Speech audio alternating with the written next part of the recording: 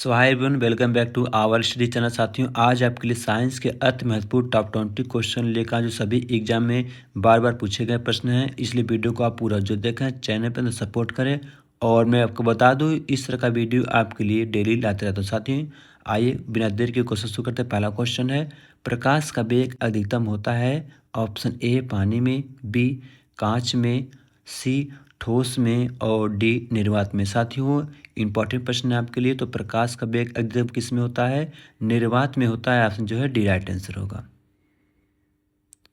Next प्रश्न है, मानव नेत्र में आइरिस का क्या काम होता है? ऑप्शन ए प्रतिबिंब बनाना, बी नेत्रदान, सी आंखों की सुरक्षा और डी आंख में जाने वाले प्रकाश की मात्रा को नियंत्रित करना। साथ ही इंपॉर्टेंट प्रश्न है आपके लिए। तो ऑप्शन जो है डी राइट आंसर होगा। नेक्स्ट प्रश्न है, ध्वनि तरंगें किसमें नहीं चल सकती हैं? ऑप्शन ए जल में, बी निर्वात में, सी लोहे में और डी धातु में। तो ध्वनि तरंग किस में नहीं चल सकती हैं? तो निर्वात में नहीं चल सकती हैं। ऑप्शन जो है बी राइट आंसर होगा।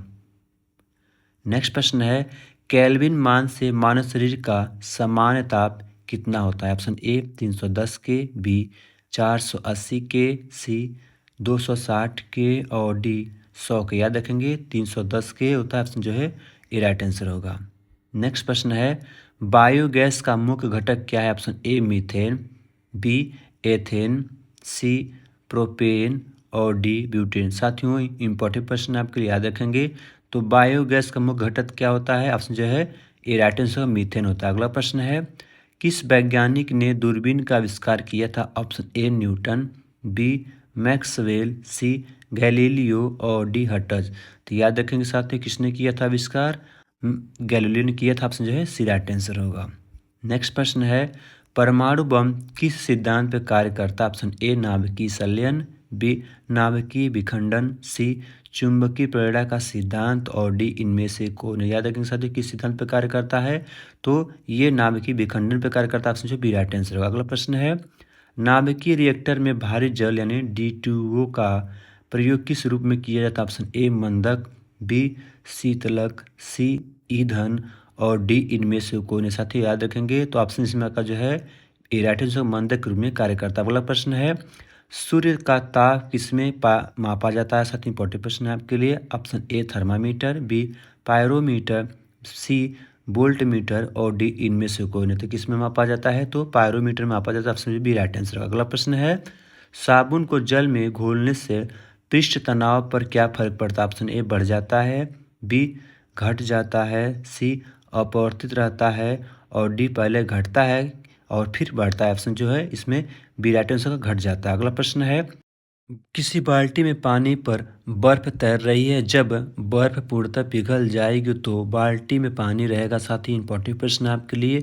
याद रखेंगे क्या रहेगा? सामान्य रहेगा। ऑप्शन जो है सी राइट आंसर होगा। नेक्स्ट प्रश्न है साथियों, साबुन के बुलबुले के अंदर का दाब वायुमंडलीय दाब होता है। ऑप्शन ए के बराबर, बी से कम, सी से अधिक और डी इनमें से कौन है? साथ ही इंपॉर्टेंट प्रश्न आपको याद रखेंगे, से अधिक होता है। ऑप्शन जो है सी राइट आंसर होगा। नेक्स्ट प्रश्न है, ल्यूमेन किसका मात्रक होता है? ऑप्शन ए दाब का, बी ज्योति फ्लक्स का, सी ज्योति तीव्रता का और डी ऊर्जा का।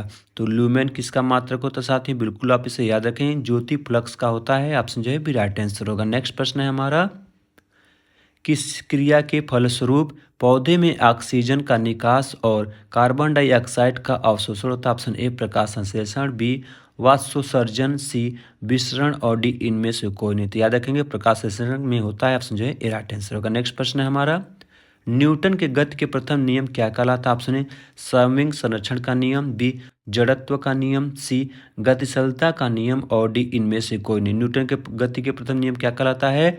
समविंग संरक्षण का नियम कहलाता है। समझो है ए राइट आंसर होगा। नेक्स्ट प्रश्न हमारा, जब कोई वस्तुएं दो समांतर समतल दर्पण के बीच रखी जाती है तो बने हुए प्रतिबिंबों की संख्या कितनी होती है? साथ ही इंपॉर्टेंट प्रश्न आपके लिए, 1, बी 10, सी अनंत और डी 4। याद रखेंगे। तो प्रतिबिंबों की संख्या कितनी होती है? अनंत होती है। ऑप्शन जो है सी राइट आंसर। अगला प्रश्न है हमारा, स्त्रियों की नसबंदी को क्या कहा जाता है? ऑप्शन ए ट्यूबेक्टोमी, बी बेसिकटॉमी और सी न्यूरॉन और डी इनमें से कोई नहीं। साथियों, तीसरियों की नसबंदी को क्या कहा जाता है? ट्यूबेक्टॉमी कहा जाता है। ऑप्शन जो है ए राइट आंसर होगा। अगला प्रश्न हमारा, हीमोग्लोबिन में कौन सी धातु पाया जाता है? ऑप्शन ए टाइटेनियम, बी लोहा, सी चांदी और डी तांबा। साथियों, तो हीमोग्लोबिन में कौन सी धातु पाया जाता है? याद रखेंगे, इंपॉर्टेंट प्रश्न आपके लिए। तो लोहा पाया जाता है। ऑप्शन जो है बी राइट आंसर होगा। नेक्स्ट प्रश्न है, दो रेल पटरियों के मध्य जोड़ पर एक छोटा सा स्थान छोड़ा जाता है। ऑप्शन ए पटरी बदलने में आसानी के लिए, बी क्योंकि धातु गर्म करने पर फैल जाती है और ठंडी होने पर संकुचित होती है, सी आवश्यक गुरुत्व बल उत्पन्न करने के लिए, डी इनमें से कोई नहीं। याद रखेंगे साथियों, तो ऑप्शन इसमें का जो है बी राइट आंसर होगा। नेक्स्ट प्रश्न है हमारा, कोबाल्ट 60 कौन सी किरणें उत्सर्जित करता है? ऑप्शन ए अल्फा किरणें, बी बीटा किरणें, सी गामा किरणें और डी इनमें से कोई नहीं। साथियों, कोबाल्ट 60 कौन सी किरणें उत्सर्जित करता है? वेरी इंपॉर्टेंट प्रश्न आपके लिए, टिक जरूर कीजिएगा इसे। तो गामा किरणें उत्सर्जित करता है। ऑप्शन जो है सी राइट आंसर होगा। नेक्स्ट प्रश्न हमारा, स्पष्ट दृष्टि की न्यूनतम दूरी कितनी होती है? Option A 35 centimetre, B 30 centimetre, C 25 centimetre और डी इनमें से कोई नहीं। तो स्पष्ट दृष्टि की न्यूनतम दूरी कितनी होती है? याद रखेंगे 25 सेंटीमीटर तक हम देख सकते हैं स्पष्ट है। ऑप्शन जो है सी राइट आंसर होगा। नेक्स्ट प्रश्न हमारा, किस वैज्ञानिक ने सर्वप्रथम आवर्त सारणी का निर्माण किया था? Option A Newton, B Maxwell, C Harvey और डी मेंडलिक। साथियों, इंपॉर्टेंट प्रश्न आपके लिए, बिल्कुल आप इसे याद रखेंगे। तो किस वैज्ञानिक ने सर्वप्रथम आवर्त सारणी का निर्माण किया था? इसका आंसर कमेंट बॉक्स में जरूर दीजिएगा। वीडियो कैसा लगा जरूर बताएं।